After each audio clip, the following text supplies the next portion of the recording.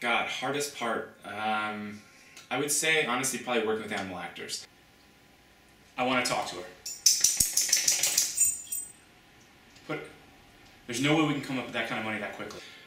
The one scene that we had in particular, I remember, was the scene with Cash in it, and we honestly had a different opinion of how that would be funniest. And she thought maybe jumping off the chair, and I thought maybe staying on the chair would be funniest and having it spin around. But anytime you work with other actors, especially Chihuahua, it's a difference of opinion. And I ended up taking her off screen for about 30 minutes. And we had a conversation about it, and we came to the mutual conclusion that it's, stay on the chair. Animal actors are impossible. Ready, and go.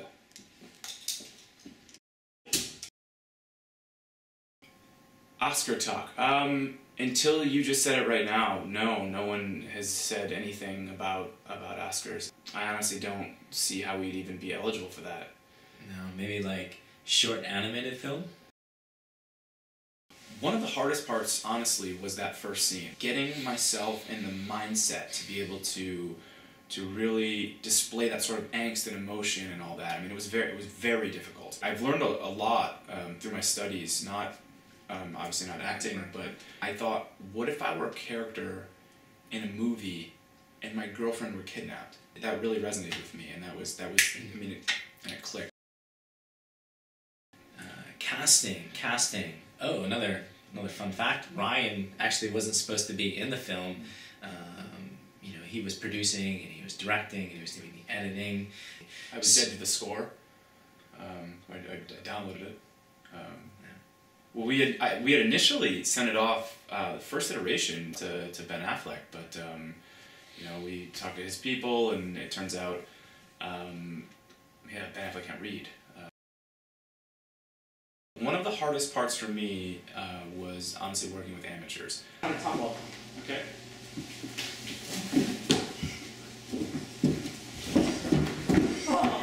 We initially had cast Nicole. You'll see her from the car scene. Stop smiling. This is just okay. But we had to continually clip that down to get her out of it. By the end, I think it was 8 frames.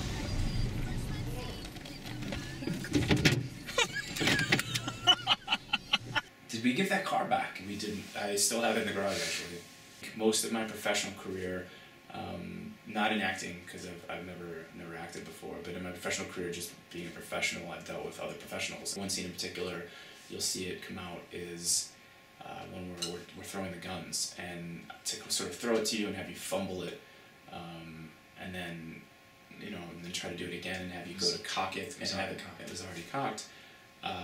It set me off. And I come from sort of the Christian Bale school of thought, which, if somebody on set screws something up, be a complete dick to them. You be a dick to them. We stopped filming for a day for this, but I think you came back to the next day really sort of on top of things. I wouldn't say that we're over it. Doesn't feel like it.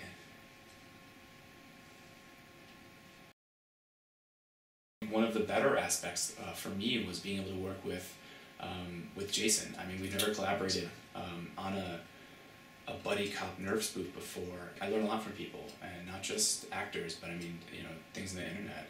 The clip where Jason gets upset about, we're trying to trace the call. I just want to talk to her.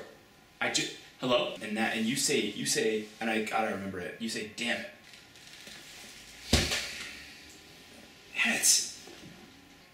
Why?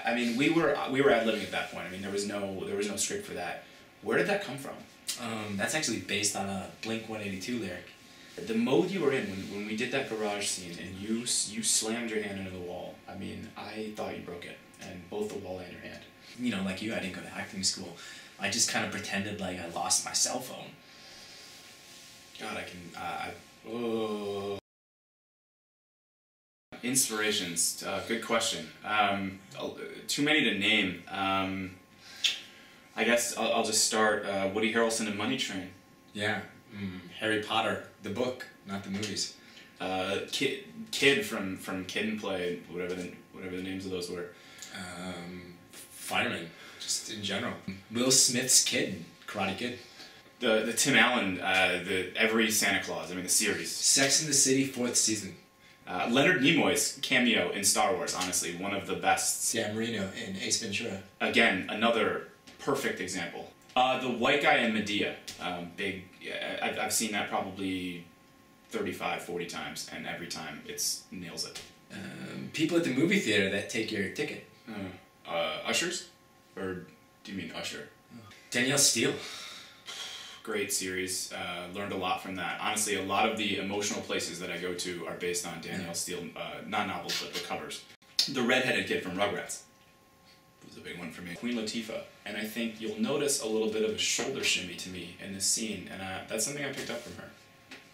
It may have been Oprah. Troy Nobbit in the morning. Yes. Tom Cruise from Oprah. Tom Hanks. Yeah, Tom Hanks. Kid Hanks. Yeah, what's his name? Colin Hanks. It doesn't inspire me. Can we cut that? Colonel Mustard. It's always Colonel Mustard. King Koopa was growing up. I mean, I idolized him. I thought Wario was weird, but I thought King Koopa was just the shit. Can I say that? Yeah. I think you can. Sharks. Oh, sharks.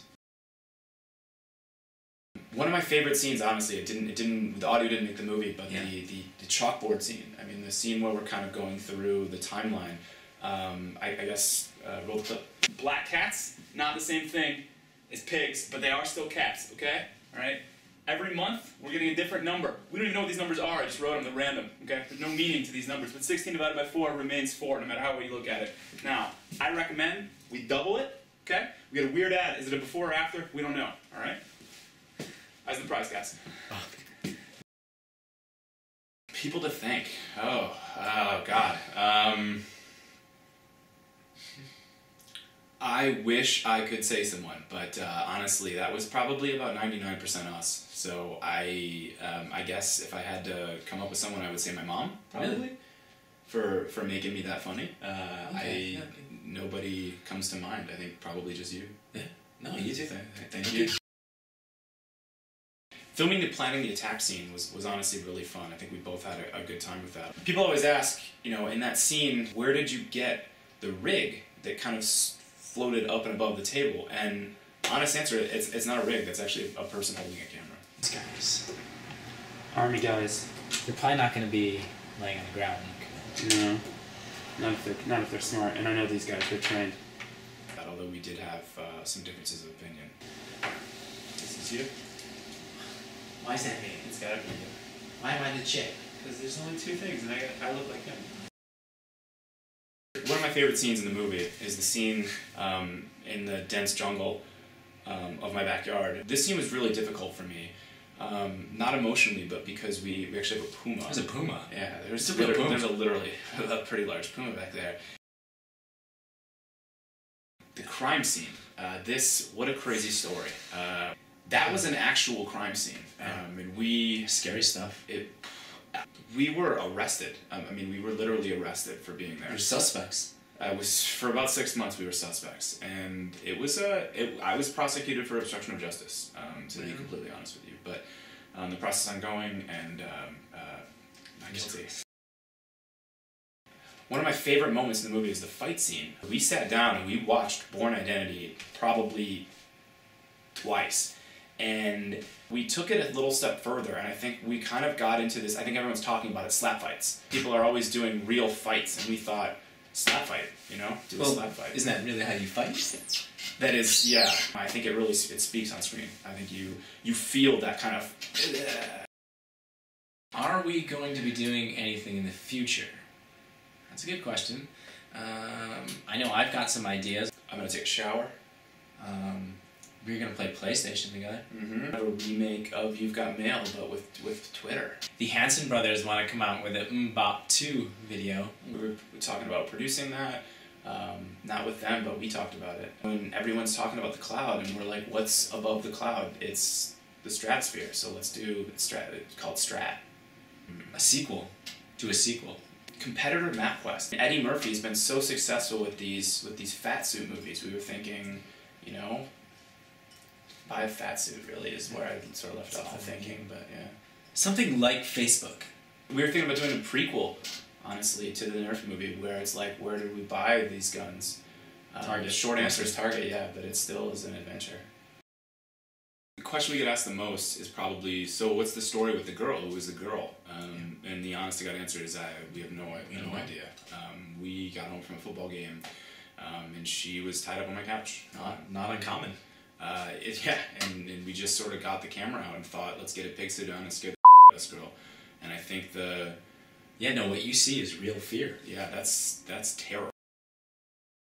So a lot of people told us, hey, no one's gonna watch your video anyway, but even let alone a behind the scenes video.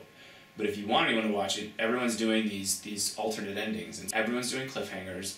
We love everyone. Let's do a cliffhanger. So we had actually filmed an alternate ending, and we cut it for some pretty complicated reasons, most of which are that it isn't funny. Plus it was filmed terribly. And it was, honestly, it's awful, but here. No, enjoy. Yeah, have a great time.